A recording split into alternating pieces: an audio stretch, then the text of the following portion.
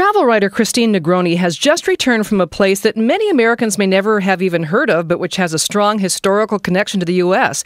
Christine, what's this island that you just visited, and what is the connection to the U.S.? Well, I think the reason we haven't heard more from Madeira is that has been until fairly recently an inaccessible place by air or even by water. It's sort of a long cruise, a long boat trip to get there. But it does have a strong connection with the United States because Christopher Columbus lived there for a while, and he was married there. There's monuments to Christopher Columbus all over the place.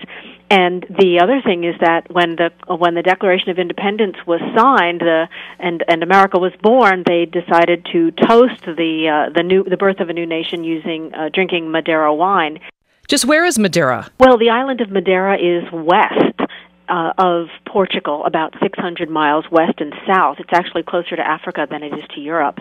And it's a remote, volcanic island that is astonishingly beautiful. I happened to be there because I was in Portugal and attending a conference, and I had been invited to come over and take a look at some a hotel chain there that was billed to me as being sort of a typical place to stay in Madeira. The hotel chain is called Charming Hotels Madeira. And you say these hotels are unlike the hotels that we may see elsewhere. It's an interesting thing about the lodging industry in Madeira. They're very big on tourism, but the island was very agricultural, and there were all these little, what they call quintas, and they are like manor houses, basically. And as the old families gave up the manor houses, they were turned into hotels.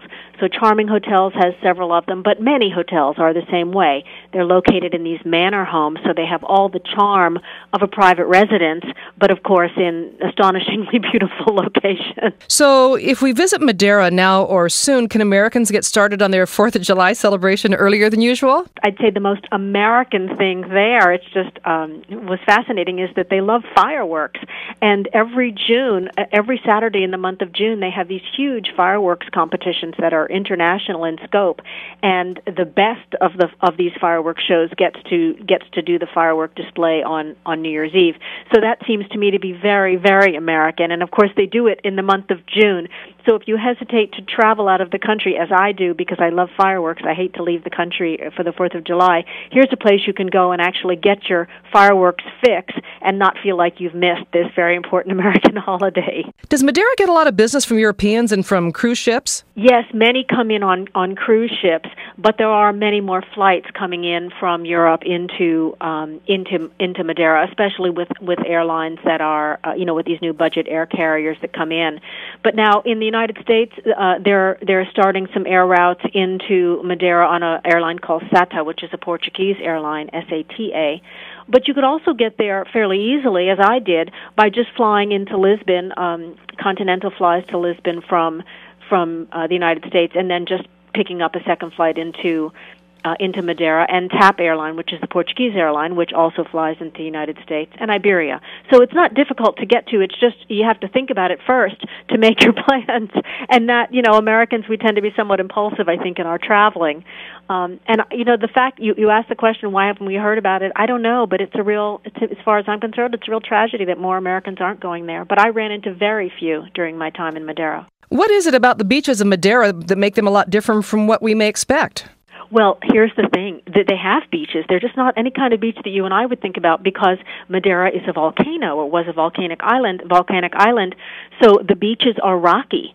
Now, the Madeirans I talked to say, yeah, we bring out our beach chairs, we bring out our towels, we lie on the rocks.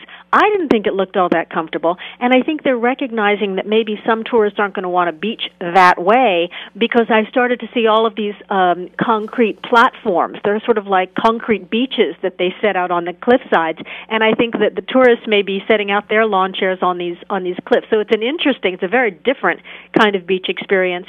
And then there's the island of Porto Santo, which is nearby, and I guess a lot of people choose to go there for the day. That's gold sand beaches, and people who really feel the need for a conventional beach do that on day trips, including the Madeirans. Why are more young people gravitating to Madeira? Well, it's such a great outdoor destination. I think that young people who want to keep active on vacation, as I do, even though I'm not that young, can find a lot of things to do. First of all, there's all sorts of cave exploring because it's a volcano, as I mentioned. There's lots of cave exploring and underground waterways. But they also, back when it was an strongly agricultural location, they built these waterways they call levadas, and they're all over the island. And now they use them as footpaths, so people can go hiking. You could actually cross the island on a hike and take a couple of weeks, I think, on these levadas, and both the locals and the tourists go on levada walks where they, sort of like their Appalachian Trail. The difference is it's beautiful there. I mean, the flowers are everywhere, and the greenery, it's very, very lush, but not really hot like you'd think of a tropical island. It's cooler than that. So if for walking, it would be a sensational kind of vacation. And you say that besides the whale watching and scuba diving, Madeira has something unusual going on with toboggans. The very wealthy mountain dwellers would go into city on these toboggans that are really sleds with skids, and a couple of men in white linen suits will put the mountain dweller into a basket and then slide them down the hill. It looks frightening to me. I didn't do it, but it looks frightening and also a lot of fun.